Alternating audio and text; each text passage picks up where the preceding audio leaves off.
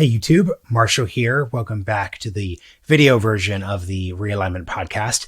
I spent a lot of time covering space this year, mostly focused on the private efforts of Elon Musk and Jeff Bezos. Let's also not forget Richard Branson there for a second too. So I'm excited today to have an episode focused on NASA, especially NASA's efforts from the Space Shuttle to the inclusion of women in the space program after the moon landings in the 1970s. I'm speaking with Loren Grush. She is the author of The Six, the Untold Story of America's First Women Astronauts, and she's the reporter on the space topic at Bloomberg News. Hope you all enjoy this conversation. We cover a lot of really interesting and valuable ground.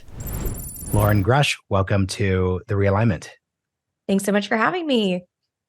Yeah, I'm really excited to speak with you. As we were just discussing, you cover the space category for Bloomberg, which is kind of funny if you say it out loud, because that's an entire geographic, I'm like kind of missing the terminology, category, including basically everything outside of Earth orbit. But you cover space, and you have a new book out about women in the U.S. space program. We'll get into all that, but I'd love to start by just asking you, what are you particularly excited about when it comes to the space category that's outside of the various SpaceX propaganda bits that I've done the past few years? Because listeners haven't heard that as much. Well, that's a tough one, because SpaceX does kind of take up a lot of the air in the room. They are kind of the main player when it comes to anything space related. They're one of NASA's biggest, if not the biggest NASA partner at the moment. But maybe in that vein, it is a really exciting time to cover space. And one of the main things I'm interested in that kind of relates to the book we're going to talk about is NASA's Artemis program. So for the first time in quite some time, NASA is focused on returning humans to the moon. And part of the Artemis program's stated goal is to send the first woman and the first person of color to the surface of the moon. So, it's really fascinating to see the space agency, put diversity and inclusion top of mind when it comes to this big, ambitious program. So, but SpaceX is also a part of that program. They are building the human lunar lander. So you can't escape SpaceX these days when you cover space. Yeah. So I think this is where this gets really interesting from a historical perspective. If we're looking at a lot of the mid-stage 60s, 70s, like Cold War dynamics that drove the space program and the competition between the US and the Soviet Union, like gender and race were actually a huge part of that. So I think it'd be a useful place to start and then take us into the 1980s, the period that you're discussing in the book. Yeah, absolutely. Well, when the space race was in full force, and I talk about this in the book, there was an effort to include women in the astronaut corps. There's a very famous group of women, kind of known as the Mercury 13. That's the name they've been given recently, but obviously not a great description for them. It's a nod to the Mercury 7, who are the first 7 astronauts that NASA chose. But anyway, they're a group of women that passed the same tests that the Mercury 7 had to go through in order to be chosen for that program. And they simply wanted to keep training. They had other training lined up that got canceled ultimately when NASA and the government kind of found out about it. And so they lobbied Congress in order to get that training reinstated, and also to emphasize why it would be important to include women in the space race and sending a woman to space. But ultimately, it just wasn't taken seriously at the time. And I think the sentiment was that, anything that detracted from winning against the Soviets to be the first on the moon was kind of seen as a distraction. And so this idea of being inclusive and having women in the program, that just wasn't a priority. And so when the Soviets did end up sending the first woman to space, Valentina Tereshkova, it was written off as a publicity stunt at the time. NASA officials were just, they waved it off, and so that was just not something that that was a race that they weren't really keen on winning. It was really all focused on, getting to being the first to the moon. And so those mistakes caught up with them as America transitioned and evolved in the 70s and the 80s. You know, the civil rights movement happened, the feminist movement happened. And so NASA really couldn't explain away any longer why they hadn't included women and people of color in the program. And so that was really top of mind in the 1970s when NASA decided to bring in a new group of astronauts. You know, they put diversity and inclusion at the forefront of that initiative. And that ultimately made that initiative a success. And they were able to bring in the first women and the first people of color into the program.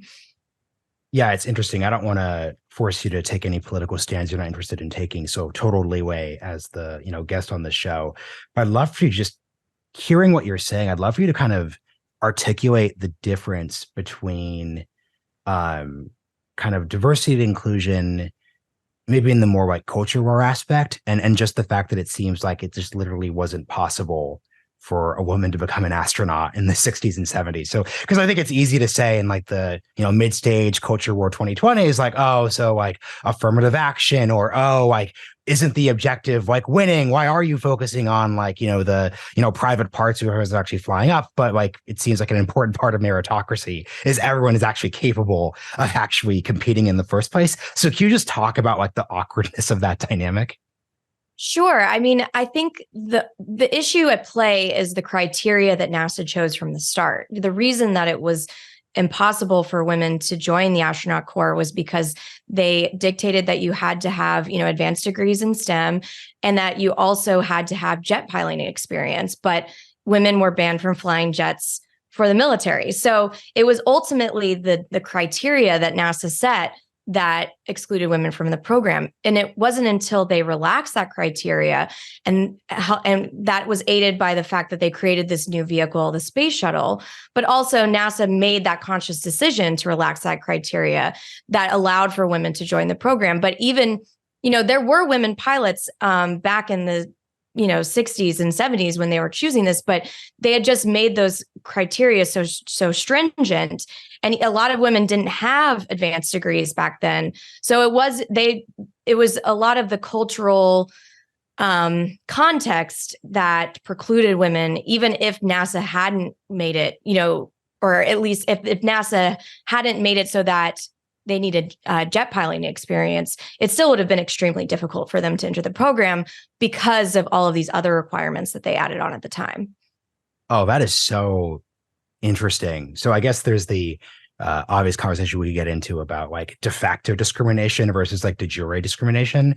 So obviously, like in World War II, like there were, women pilots. I think they were WASPs. They weren't WASPs, WASCs. I forget. I listen to a lot of Audible books, so I haven't seen the word. No, it's the WASP. And then we do mention, yeah. I do mention them a bit in the book as well.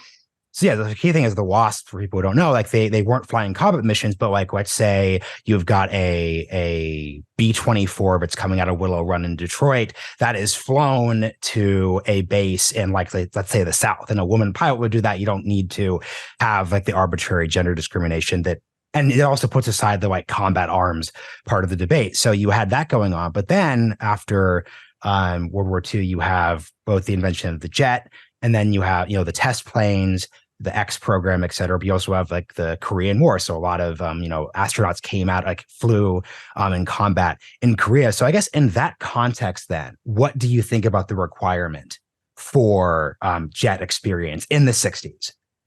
So there are a lot of reasons created for the jet piloting requirement. Obviously NASA at the time wanted someone who could think cool under pressure, be able to handle, complicated machinery, be able to take the controls if necessary, but that was ultimately dictated by the design of the spacecraft. And so one of the points that I like to make is that, yes, obviously, if you're going to make these design choices, and then, that's going to help determine what kind of people are able to fly or are capable of flying in that vehicle. But that is also a choice. The way we design our vehicles ultimately leads to those to who can be on them. And so my argument is always, well, then if you put more thought and effort into the design and make that design more inclusive, then you have a wider array of people who can fly. Obviously, the politics of the time in the 60s and 70s, I'm sure they weren't really thinking of that when they were creating the vehicles that they did. But now that we are in this new era and this new generation, we can put more thought into the types of vehicles that we create. I think a good example of this is I covered this nonprofit called Astro Access, and they are their goal is to send a person with a disability into space. And one of the astronauts or the participants that I spoke to with that program talked about, how dangerous it can be when, there have been astronauts who've gone blind during spacewalks because of water in their helmets or, some kind of equipment malfunction. And those moments become extremely dangerous because they are, the way that we design spacewalks and the way we design vehicles, having that ability of sight is very important. But if we were to design these vehicles or these spacesuits with the idea that you could lose your vision or that people with disabilities would be able to operate them, then they wouldn't need to be that dangerous when one of those things happens, when there is a malfunction. So it actually makes it safer for everyone to design these vehicles with a more inclusive amount of people in mind. Obviously I'm not a spacecraft engineer, so I'm sure there's quite a few people that might, think differently. But I do think that when we go about creating these vehicles and who can fly them, those kinds of decisions really ultimately dictate, just how safe the vehicle can be and how many and what kinds of people can fly on it. And I really do want to get very directly at the book and at the 80s. But one quick question before we go there. I guess what you're raising here is an obvious question of what is the purpose of manned space exploration then? Because as you're articulating, the issue, inclusivity, bringing someone with disabilities into space, I think the obvious, it's not even pushback because it's context by era. It's look, if it's the 1960s, the Cold War is still red hot, you still have the Cuban Missile Crisis, obviously on the priority list, getting a disabled person into space is just not on the table on a couple of different levels, which could be entirely separated from the gender related question. But I think if the question is, what is the purpose of space exploration when space exploration fills a bunch of different functions now? There's the military aspect, obviously, great power competition, but there's also, trying new things, getting access to people, driving interest. How did you think about this dynamic? Well, this is a big topic of discussion that's been ongoing for a while. So there's quite a number of folks in the space community who don't even think we need space flight. And I like to use the term crewed over manned just to be, more inclusive. But there are quite a few who think we should just focus on sending robotic spacecraft into space. It's much safer. You don't risk any lives. Some robots can reach places that humans definitely can't. I mean, the human body is certainly not designed to survive in space. We evolved in one gravity with an atmosphere. And so, just keeping the human body alive and all the mitigation measures we have to do to make people safe when they go to space is, some would argue it's not worth our time. I obviously think there's quite a number of benefits of sending humans into space. Not all of them are necessarily logical. I would say a lot of people would argue that, there are geopolitical benefits to sending humans into space. Back in the Cold War, it was definitely more of a race, right? Showing you were dominant, being the first to do something. Now it's more about, geopolitical cooperation, international countries working together to see what they can accomplish when we join forces. And I think that is definitely a very powerful reason that we do go to space, even when it comes to robotic spacecraft and to crewed spacecraft, bringing countries together, seeing what we can accomplish when we work together. That's a huge goal of space exploration, the peaceful exploration of space today. And then also, there are a lot of benefits of crewed space travel that you find out when you get there. So, sending humans to the surface of the moon, we'll be able to collect quite a bit of material and do quite a bit more work than we're able to do when we send landers to the moon. But those benefits and those applications are hard to determine until we actually get there. And I know that's a bit of a catch-22 reasoning to do it, but it does open up the possibility of what we can achieve. There's probably a lot more opportunities that we don't even know about until we get there. And so there is an argument to be made that, we have to kind of send them there and then see what we can do once we get there. Yeah, and I think that takes us directly into the era of the book. So the way you've told this story, you've got, let's say, 3 constraints on women in space going out of the 70s as we're leading out of the moon landing program. So you've got the advanced degree requirement, you have the jet requirement, and those are both centered on the actual design of the ship's rockets in question. So I guess it'd be useful then, before we go into the individual bios of the female astronauts, to actually talk about the technology change that happens, like the shift to the Space Shuttle, which is going to presage before they came in, and even like changes in American society. So obviously the advanced degree problem is going to just go away naturally through completely non-space related issues that have to do with like higher education, et cetera. Start with the technology bit. Right. So obviously the Space Shuttle is one of the main characters of this book. It was meant to be this paradigm shift for the space agency. So rather than, just sending astronauts into deep space, into the moon, NASA really was looking to make space travel routine and affordable. And so reusable is a buzzword that we hear all the time now with SpaceX, but really it started with the Space Shuttle. Now there's arguments to be made of whether or not NASA was successful, but the shuttle was a partially reusable vehicle. And another thing is that it was bigger, so it could accommodate more crews, more different type of people. They didn't need just pilots; they could, bring on engineers, scientists, people to operate the satellites, and that's ultimately what led to the creation of this new role called the mission specialist. And that's really what allowed more people to come into the program. So that while they still wanted jet pilots and people with piloting experience, the mission specialist role had much more relaxed criteria.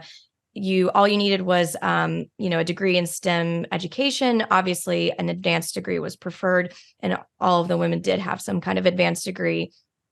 And then also, but you just had to pass a basic physical, and there were some other, height requirements and things like that. But ultimately, it was the most relaxed criteria that they had ever had for astronauts before. And so that was really what allowed NASA to open up the program to others. And it also helped with these other categories. Even by the 70s and 80s, there weren't women flying jets, so that was, and still it was probably, there wasn't a heavy pool of women who had advanced degrees. So it's still difficult, but, it was allowing more and more people to come in during this era of the country.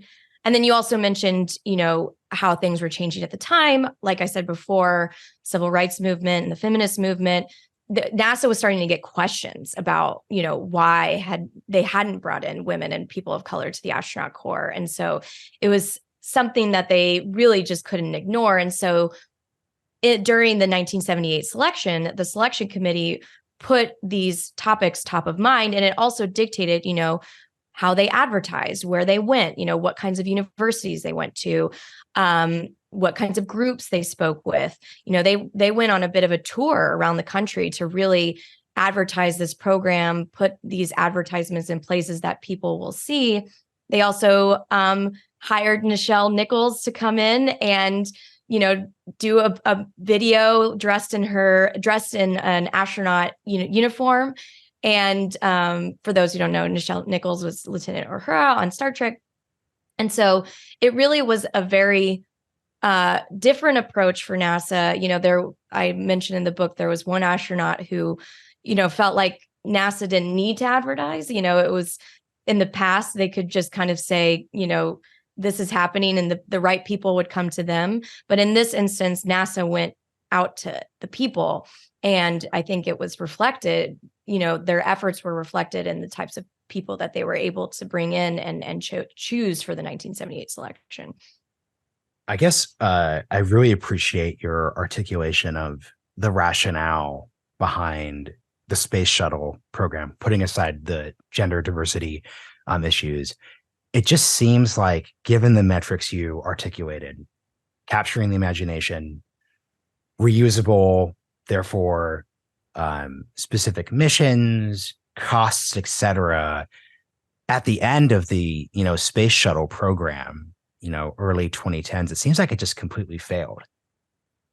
Given some of the metrics, you kind of, it's kind of depressing to kind of hear it that way. But I'd love to hear your reflection on that. Sure. So I have a bit of a disclosure on my end. I'm a daughter of shuttle engineers. So the Space Shuttle is, near and dear to my heart. But yes, the shuttle didn't really end its time. A lot of people would argue it probably wasn't a success, if not an abject failure. They routine and affordable were two of the biggest, things that were advertised when the shuttle, was first created. I think I don't have the numbers off the top of my head, but the metrics that came out once the shuttle program ended show that it was definitely not affordable. I think it was, nearly somewhere in the billions or hundreds of millions per launch. Routine, obviously during the early days in the program, they really were trying to amp up that flight cadence, but then you had the Challenger accident. And one of the main criticisms during that investigation was that there was a bit of this launch fever going on when it came to the shuttle. And some were worried that, that was what led to two very high profile accidents. Was people were very eager to launch and to get the shuttle into the sky. And, over time that led to accepting more and more risk into the program that ultimately led to tragedy and fatalities. So, it was definitely a first of its kind. Was it a success? That is, I'm sure, going to be debated for many decades to come. But it definitely was a paradigm shift for NASA, and I think a precursor for the commercial space flight we have today. Like I said, reusability may sound new with SpaceX, but it was a primary focus of the Space Shuttle program when it first began. So I think we see a lot of shuttle elements as we move forward. But, not everything that is first is always a smashing success. Another part I'm curious about particularly is the capturing the imagination part. Again, once again, like to the point of your parentage and your familial legacy within the Space Shuttle program. It's I guess what I'm really asking isn't the like technical aspect of it. It's more of the program design aspect of it. I kind of wonder, was the inherent close to orbit nature of the Space Shuttle program just not enough to capture the public's imagination in terms of funding, in terms of basic interest, in terms of like focus and attention, compared to ambitious, we're going to go to Mars, we're now going to do this and that. Because I just had a guest on the show. This is actually convenient timing of publication, Jonathan Taplin. He's a very aggressive critic of the technology industry. He's a very aggressive critic of like the manned space program. And in his book, he's just kind of discussing like, look, I remember like in the mid 60s, people were Pan Am did a kind of like, not like a joke, but it's a gimmicky thing where they're like, hey, like reserve your seat on a moon flight in the year 2000, which is very much not the ambition of that post 70s, 80s space program. So I'd love you to just kind of reflect on that part too.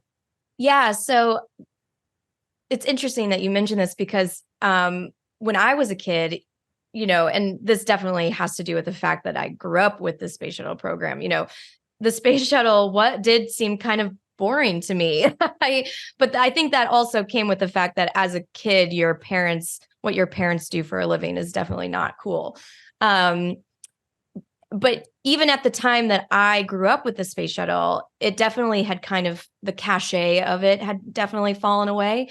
What was really fun with this book was going back to the early days of the program and realizing that it really did have a bit of a following. Shuttle flights during the very early 80s when it started first flying, they did receive quite a bit of attention. And especially when Sally and the first women started flying, they were still getting quite a bit of coverage from the media. So I definitely think, obviously going to orbit does not sound nearly as exciting as going to the moon, but there was a bit of fascination for the shuttle in the early days of the program. I think what just happens, and this is what happens with any spaceflight program, I've seen it when I cover, commercial companies now, it's just the more you do it and the more routine it becomes, the more that novelty wears off. And I think that's ultimately what we kind of want, right? Like, we don't want to make space travel this kind of, miraculous enterprise anymore. We want to make it something that's routine. I hate to use the analogy that everyone uses, but kind of like, air travel, because, that way, that means that we're conquering it. That means that we are, making this endeavor that once was extremely difficult, something that we can, keep a hold of and make something that is routine and affordable. Are we there yet? Absolutely not. But, and something that we should always keep in mind, and the Challenger and Columbia accidents are very illustrative of that, is that we should never think of space travel as easy or without risk. It's always going to have risk. And so that's going to make it, much different from, say, something like the airline industry. Just the fact that you're coming through, you're moving at those insane speeds and you're coming in and out of the atmosphere, that's always going to make it a very difficult endeavor and a risky endeavor. But yes, over time, these things, we want them to be in a place where we aren't, celebrating every single launch because we've been doing them so often. So I think, yes, to your point, it definitely, going to orbit, we go to orbit all the time now. We're sending humans to the International Space Station on the reg, and that is, and I imagine they don't get nearly as much attention. I cover them because I'm a space reporter, but I imagine the general public doesn't really know much about them when they occur. And while that might seem sad, I think that's ultimately kind of, it shows that we're being successful in evolving and moving the space industry forward. I'm particularly proud of myself because when you're doing a book interview that's kind of like mixed into current events, it's hard to do the awkward. Okay, so now tell me the biographies of the female astronauts, but I've got a good hook that fits our theme here. So as you're describing everything you're saying, I just keep thinking back to Tom Wolfe's book, The Right Stuff, which is just about, it's somewhere back here. I haven't actually technically read it, but like a good podcaster, I can bullshit about it. Regardless, it's about the stories of the first astronauts, like the aspects of them, the events that shaped them, et cetera, et cetera. So I think in some ways you could think of your book as accomplishing the same task for the first female astronaut. So I kind of asked the question on two fronts, and this allows you to, in a not awkward way, introduce the actual astronauts and all those different things.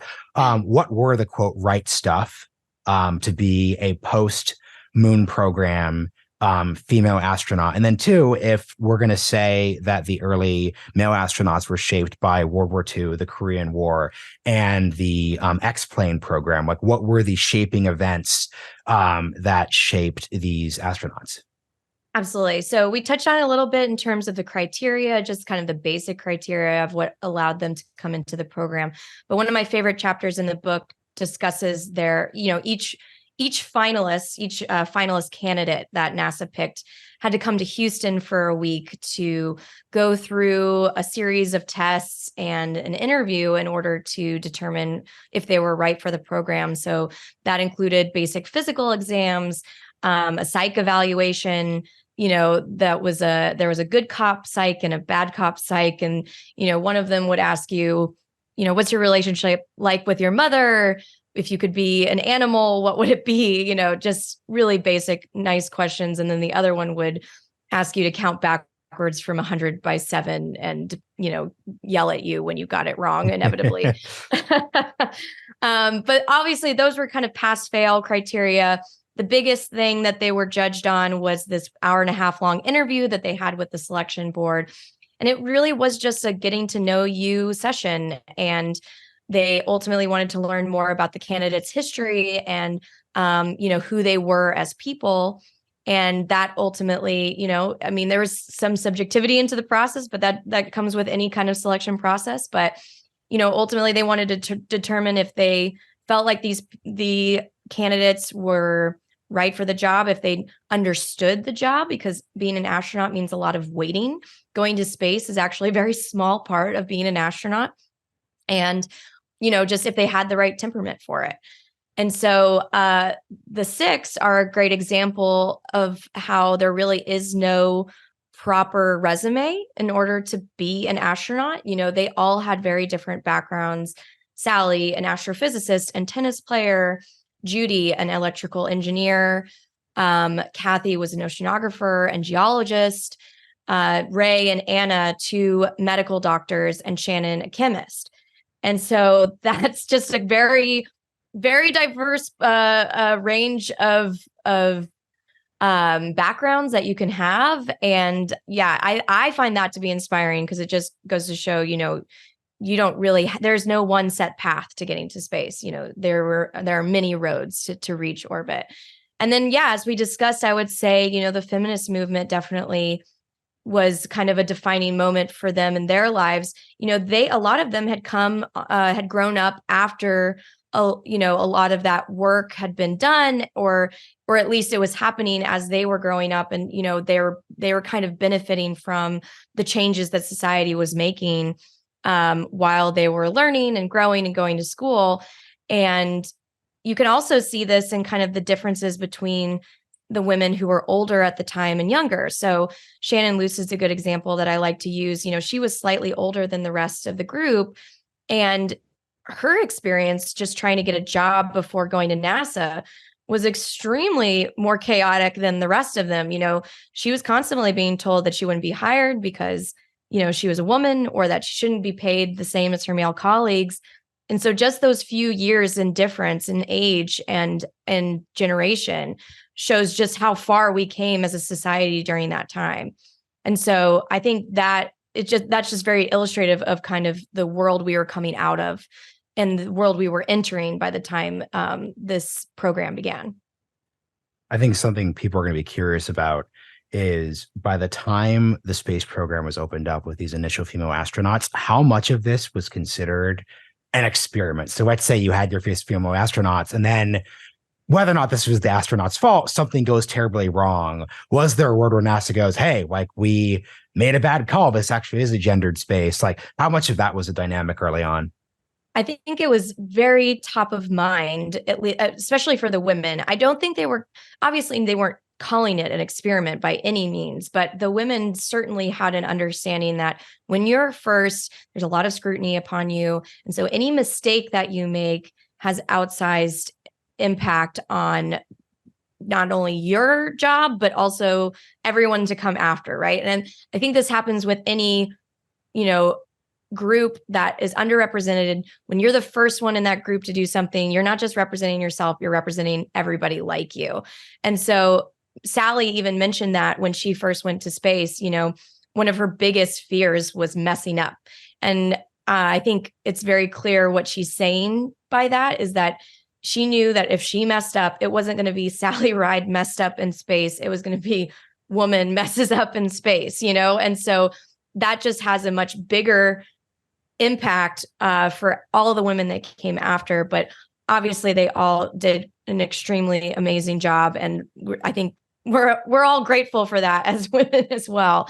Another thing is that, while NASA made this a stated goal, not everybody at NASA was on board with this change, and that is reflected in some of the friction that they had when they came on board. Now, most of the women would say that they had a fantastic time at the space agency, and any of these hiccups were very rare, but there were some men were worried about being seen with them and sharing a condo or something like that. But if the condo was for work or something, some of the astronauts' wives were not very keen on the women flying with their husbands in the backseat of the T-38 jets, which they had to do. They had to get 15 hours of flight time each month in order to be current. But I'd say the real big antagonist in the room, I don't want to say antagonist, but certainly not as enlightened, was the press, and that the types of questions that they asked the women. And, they seemed to just be kind of agog at the idea that women were going to be flying into space with men. And so they would ask, they asked Sally, famously, if she wept when the simulator broke. If she wanted to be the first mom in space, how they were going to clean each other, or how they were going to stay hygienic together in a closed, cramped environment, all sorts of things like that. And so I think it was a reflection of the fact that society at the time still wasn't quite grasping the idea that women were going to be flying into space with men. Well, I'll just try not to be a 1970s press person and ask this question like delicately, but appropriately. So look, like, as we have seen since the integration of genders in the military, this is stuff from just like combat arms. This is just like in general, like design of bases, issues of sexual. So I think these are like genuine, like serious issues. So is the space program just so small that like the structural things don't matter as much? So, for example, if you're integrating thousands of people on a base, I think questions about birth, questions about like how are you all going to shower together, et cetera, like actually matter deeply at scale. To your point about designing structures at the start of the episode, how much did that play out seriously in the Space Shuttle program and just like the International Space Station itself? I mean, obviously there had to be accommodations for women when they came on board. It couldn't be the same space program that we had during the Apollo era. One of the things I spoke with Carolyn Huntoon about was, she was kind of like the mother hen for the women when they came on board, is that, NASA had to make space for women. So that included, adding a women's locker room or women's restroom to the locker room, creating a new toilet that women could use, because the apparatus that they used during Apollo was not going to work. It was essentially a cuff, and I'll leave it at that.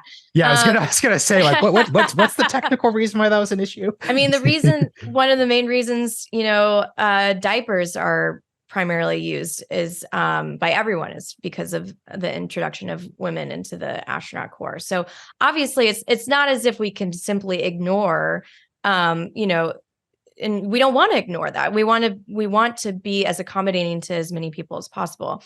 And then when it comes to NASA, the way that NASA trains its crews, it's very much about making everyone a family, and it's working together towards this goal of scientific achievement. And also, when it's a matter of life and death. You have to be so in sync with your crewmates in order to survive and to execute the mission as planned. And the amount of work and preparation that goes into that, I think, is really crucial and key. And one thing I've always seen when I've met astronauts is just the kind of love that they have for their crewmates. It really is a family, because you work so closely together when you go into space, and you have to be able to trust that person with your very life, So I find that really inspiring. And kind of running out of answer for you. No, that's okay. Well, I'll take it in a slightly different and honestly unfair to the women you profile direction. You saying psych test and Houston made me think of a rather famous female astronaut from my middle teens, Lisa Nowak, famously. You also brought up diapers, so this is all going to come about. Could you kind of did her story like at all? I mean, I was just like, this isn't relating at all to your book or to your thesis. Yeah. I'm just like, what happened? What happened? Could you explain what happened? What happened to her? That's all I'm asking. You know what? I have to politely decline. I really do not know much about that. And I didn't look into it at all for this book. So it's out of my realm of expertise, unfortunately. Yeah, no, totally fair. And that's once again, like, this is I literally was just sort of like, oh, whatever happened with that story. So listeners, you can go look up Lisa Nowak on Wikipedia if you're looking to learn more. So, okay. So in this last section here, I think the real question, this could take us back to like your present day Bloomberg reporting, is as we've gone through the past 50 plus years of the space program, you've had the very like public minded aspects of it, the desire to represent American society. You have the private aspect of like companies like SpaceX, and you very much have like the quasi military and national security related aspect, especially in those early years. Where does NASA find itself on that spectrum, especially when it comes to the kind of like diversity and inclusion related topics we're discussing here? Well, NASA's astronaut program is, much more inclusive than ever before. And we're finding even more avenues for astronauts to join the program. I think recently I had a fun time because there was an oil drilling engineer who was selected for the program. And if you remember, it reminded me of the movie Armageddon. And I was like, are you going to bring up the Ben Affleck thing? I hope you are. I did have to ask her at the time, now we can answer the question, who's better at, going to space? Is it oil engineers as astronauts or astronauts as oil engineers or oil drillers? She said we could finally answer that question. But wait, what did she say? What did she say? I have to actually. She said we can finally figure that out now, because we have an oil driller as an astronaut. But the way that we're building spacecraft now, they're much more automated than they were in the past. And, obviously there were some sentiments about automating spacecraft, the whole spam in a can thing. But it is making it easier for a wider array of individuals to fly in these vehicles. We're seeing that with, tourists going to space. Obviously, a lot of people know about Virgin Galactic and Blue Origin, simply just you sit there and you enjoy it. But even with SpaceX's Crew Dragon spacecraft, they sent a group of, all civilian astronauts to space for this mission called Inspiration 4. Now, I don't want to downplay what they did. They went through quite a bit of training. But I think it's just as we, innovate and evolve our technology and make it more user-friendly, I think that opens up the opportunity for much more individuals to go to space than ever before. And so when it comes to NASA, obviously the requirements are still pretty stringent for the program. They've been relaxed from time to time. They obviously still prioritize, any kind of jet training that they have or piloting experience. STEM is obviously heavily prioritized. But I think as we move forward, these commercial companies have opened the door to more creatives flying into space, artists, not necessarily, putting STEM top of mind. And I think that's just, it's indicative of how far we've come and how advanced our vehicles have become, making it easier for more and more people to fly. So last three questions. Number one, India obviously made some big strides when it came to their moon program. Obviously, China is doing lots of launches. We started this episode by discussing the ways that the Soviet Union really prioritized, for I think we could say good faith and bad faith reasons on a couple of different levels. You could interpret however you want to go. If I'm not an expert on the Soviet Union, so like I'm sure someone's deeply read on like the internal motivations of putting women in space first. But are there any ways that this is playing out in other countries' space programs today that we know of? You mean in terms of making it an just effort? Are other countries like saying like, hey, like how are we going to prioritize different? Because that was a big part of the early space race. I'm curious, as we're entering like a new space race era, is that playing out at all? Well, first they have to get there. Yes. In terms of, I don't have as much insight into the Chinese space program, and I think that's by design. They have sent women into space when they've, for their orbital space station. And obviously China is working towards getting to the moon. So we'll have to see what kind of crews they prioritize for that.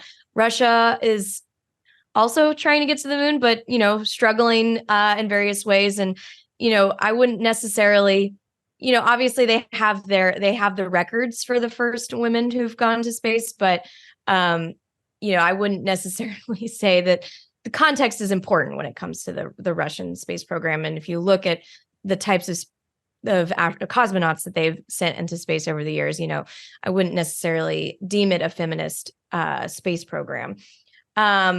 So we'll have to see, in terms of first, can they get there? And then who they prioritize when they send. For now, NASA is the one with the stated goal. Artemis is about sending the first woman and the first person caller to the moon.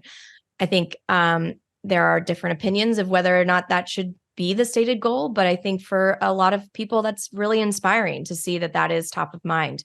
So it's not just about getting there, but who we send when we get there, and then obviously there's all these other efforts from countries around the world just to land on the moon at all. I mean, I think it's important to remember that it's still quite difficult to touch down softly on the moon. We've only had 4 countries do it, with India being the most recent inclusion. And still, that's only with robotic spacecraft. Obviously, the US is the only one to have actually touched down people there. So, it's we still have quite a long way to go before we see, this metropolis on the moon. But there's a lot of interest, and there's a lot of interest in getting to the South Pole now, because that's an area that, scientists are very excited about. It's thought to have water ice and permanently shadowed regions and craters in the moon where things get really very cold. And so depending on what kind of composition that ice is in, there's talk of mining it, using it for water, breaking it apart into rocket fuel. Obviously, we don't really have much of a concept of how much is there or what kind of consistency it's in. So that's going to really determine whether or not we're successful there. But, it's very tantalizing, and there's a lot of interest, and one of the driving factors to go. So I think that's a very big part of the reason why we're seeing all this interest in the moon right now. And basically, last but not least here, the way we tell, and the way we've had this conversation, the way this comes off in the book is this is deeply driven by technology, the design of the early space program going into the space shuttle. Just what is the actual design of like the Artemis program? Like how does that actually work in how is it different than the original moon program? How is it obviously, I hope listeners can figure out how it's different than the shuttle program, but just close with that. Oh gosh. Well, how much do we have another podcast to do? Because that's a whole other discussion. Your best version of the answer. So the Artemis program is a very unique marriage of old and new NASA. So the old way NASA did things was by sending out these big contracts to major defense contractors. They would build the vehicles with NASA oversight, and then NASA would end up operating the vehicles. And we do have that with Artemis. The main kind of centerpiece of the Artemis program is the Space Launch System, which is that massive new rocket. Many might remember it. It launched last year for the very first time. And then the Orion crew capsule, which it launches on top of the Space Launch System. And they're both designed to send humans into the vicinity of the moon. The way those vehicles were created was very much the old way of doing business. NASA contracted Boeing and Lockheed Martin to make those vehicles. And, there's been some criticism of how much money it's taken to build them, how much time it's taken to build them. But they did end up launching, and their first flight didn't have any people on it, but it was successful.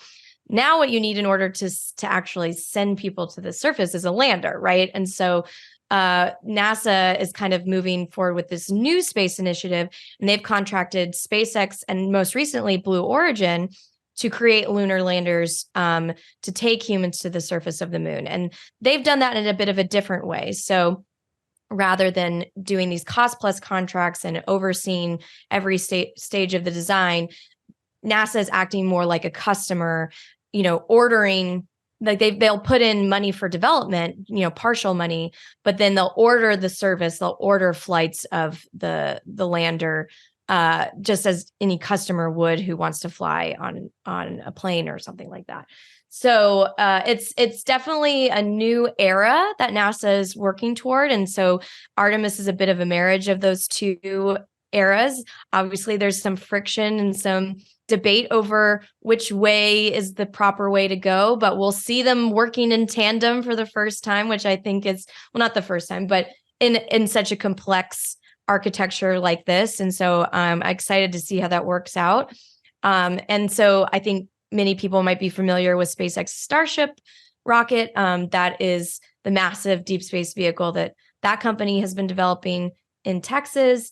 And so they're still in the very early development stages for that. And I think we might see a second test flight of that soon. We're waiting for an FAA license.